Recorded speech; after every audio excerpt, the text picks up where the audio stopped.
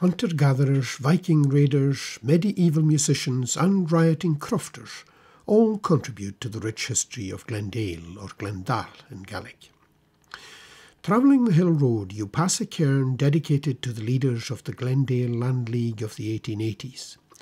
And on the floor of the glen stands the Free Church, where these Glendale martyrs took a stand against landlord oppression in 1882, leading to the British government sending naval gunboats to quell the unrest. Nearby, the War Memorial honours local men who gave their lives in 2 world wars, and a few yards further on, the scenic cemetery provides a peaceful resting place for ordinary people as well as royalty. Legend says the Viking Prince Til was buried here in 1263.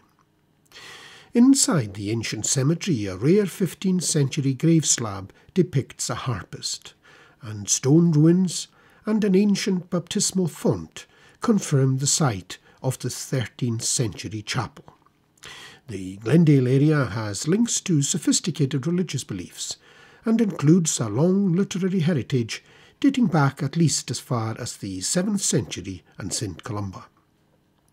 Fortunately, the memories of many people have been recorded over the years, including songs and stories of clearances, heroism, fishing and the supernatural. And through focused research, we plan to continue adding to this archive.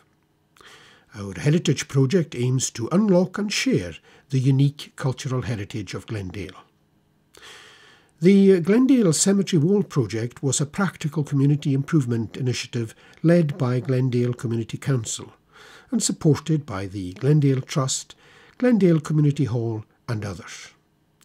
The project objective was to replace the post and wire fence enclosing the 1970s extension to the cemetery with a dry stone wall matching that of the original cemetery.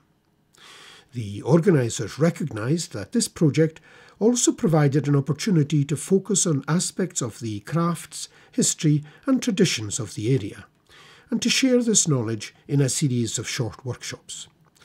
This would be the first step towards a cultural and historical research initiative to create a permanent multimedia archive which could become a significant employment and income generator in the area.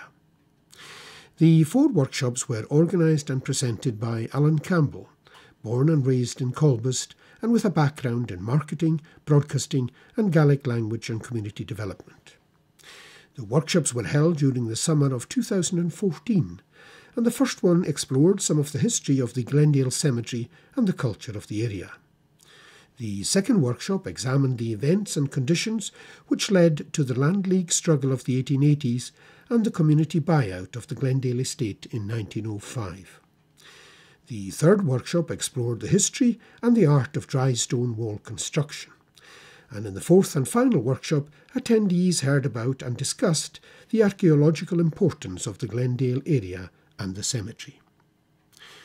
In his famous song in Glaunson Romiog, The Glen of My Youth, the Glendale bard Neil MacLeod nostalgically describes a community and a way of life which disappeared, victim to brutal evictions by avaricious landlords.